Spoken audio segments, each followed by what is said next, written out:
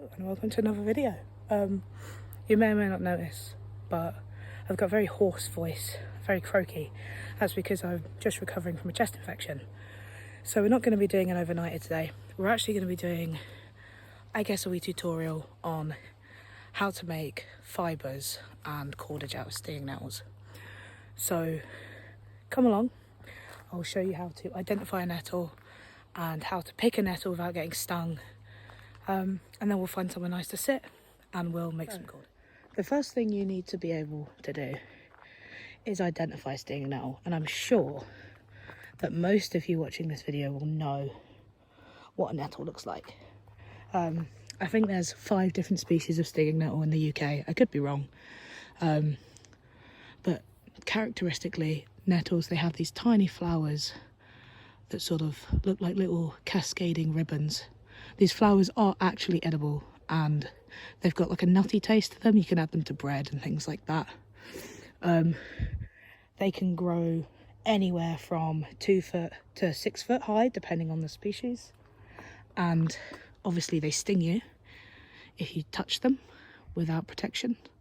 And they have these almost kind of like elongated leaves with large sections on them. And if you look at them very closely, you can actually see all the tiny sort of hairy fibres on them.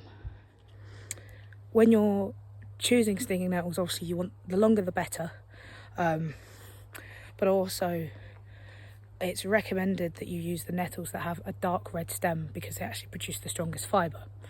However, in the name of conservation, I tend to just collect the nettles that are the most plentiful, because if I need extra strong fibre, I'll just double up, triple up, it doesn't matter. So we've got a selection of different nettles here. We've got some with red stems, some with green stems. It's fantastic, and we'll just pick a whole bunch of them and see how we go. Before we start, I recommend, if you're going to do this, get yourself a pair of gloves. You're not going to win a medal for getting stung. So I have a pair of Jack Pike shooting gloves here that I got from Hooks and Hounds, which is my local hunting, fishing, outdoor supply shop. These are about 12 quid, not too expensive. You can use pretty much any type of glove. You don't have to have the leather, but I find that the leather helps to protect me better from the stingers than just the cotton. So yeah, if you're local, pop into Hooks and Hounds and he will sort you out with a pair of gloves in there. By the top, take the top off, and then I hold it with one hand, and I actually use the leather part of my glove and I drive slowly towards the base of the nettle, and then I just slap it off like that. And that way you remove all the stingers and it's all good. So we'll harvest a couple of nettles like that, and you can do this without gloves. However, I can't do it without gloves. So once you've processed your stems, they should look something like this. They should be safe to handle without the gloves, and you're ready for the next step.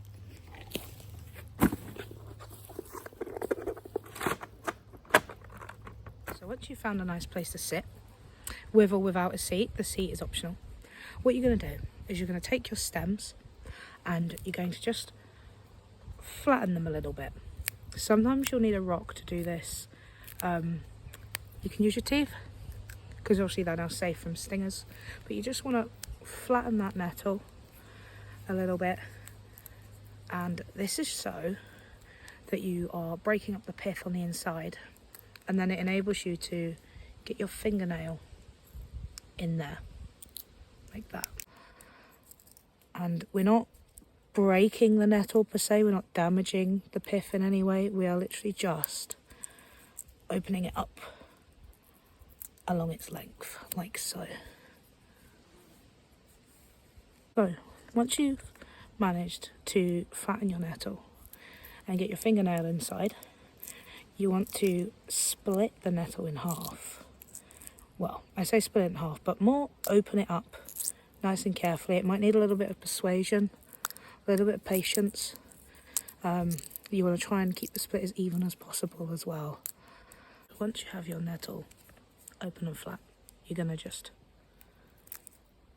break it in half like this, and then you're going to take 2 fingers underneath the pith, so you can see this is the pith here.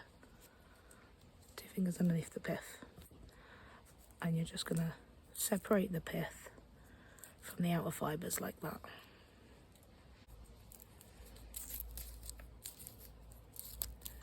So I'll just show you that again. So open it up,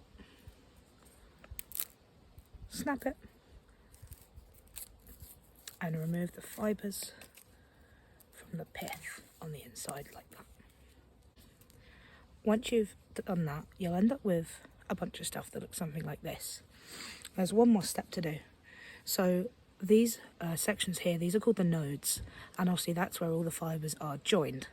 Now what you want to do, just as one last step, just separate the fibres into like this singular strand. You can leave them like this and dry them and use them as one big piece like this, but for finer projects like finer cordage, I like to separate them down, because then I get maximum use out of each stem, and it also makes it easier to control the thickness of the cordage that you make later. Once you've reached this stage, you've got 2 options.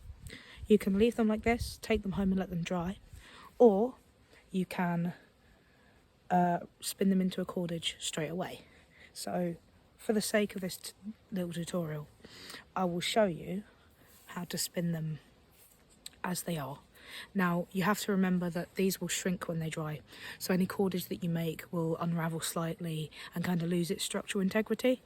But if you're out and you just need something quick just for a day or so, spinning them while they're wet is absolutely fine to do. So you're going to take your piece of fibre and you're just going to rotate it with your finger and thumb like this. And you're going to rotate it so much to the point where it creates a natural kink in itself and it wants to spin on itself. So I'll show you that again. Spin until it sort of kinks in on itself and creates a loop. Once you get that loop, you want to continue to twist the fibres away from you, but then bring them folded over towards yourself. So you're going to spin them one way and turn them the opposite way. Spin them one way, turn them the opposite way. And what that does is it creates a 2-ply reverse wrap. Now, you can also pop this on your knee and you can roll it like that. That's like a super quick way of doing it, but I prefer this way just because I've got a little bit more control over the tightness of the twists, because I'm a bit of a perfectionist when it comes to things like this. I like to have full control over the process, so I know that the tightness of the twists and the tension is even all the way through. Now, eventually you'll get to the end, which means that you'll need to add in another piece of fibre. So once you get to, we'll break that off. So once you get to an end like this, all you have to do is lay your new piece of fibre across like that and twist. So you are just introducing that piece of fibre in. I'll show you that again. So you take your fibres and you'll introduce the new section like that, twist it in, and then just continue your process of twisting away and passing it towards you like that. If you choose not to work with them straight away and you choose to let them dry, I tend to leave them to dry overnight. You'll end up with something very different. You'll end up with something that looks like this. And obviously this is where there's no moisture, they've shrunk significantly, and they're a little bit higgledy-piggledy. So in order to work with them at this stage, it's exactly the same process. The only difference is you need to moisten them slightly before you start the twisting process. So, like I said, it's exactly the same process. You start with putting a twist into them, and you twist them and twist them and twist them until they eventually kink in on themselves, and then you just continue the process.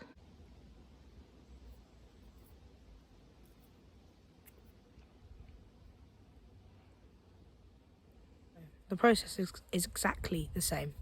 You twist and twist and you add more fibres in, and eventually you'll end up with something that looks a little bit like this. Back to the wet fibres just now. But another thing you want to be mindful of when you're adding in fresh fibres is you can see there where the thickness has changed. You can see there where I've added, so you want to try and avoid that.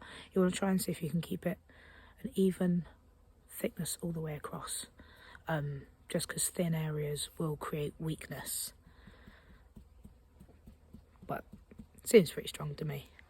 You can use these for a variety of different things. You can make them really, really thick, really strong. You can use them to tie shelters together. You can use the fibres as they are for binding arrowheads. You can make jewellery with them, necklace, bracelets, and you can also use this cordage as a lashing for things like stone knives. That's what I'll be saving this stuff for. When you're finished, there are a couple of different ways that you can finish a piece of cordage. You can just trim it and leave it, and as it shrinks it will bind itself.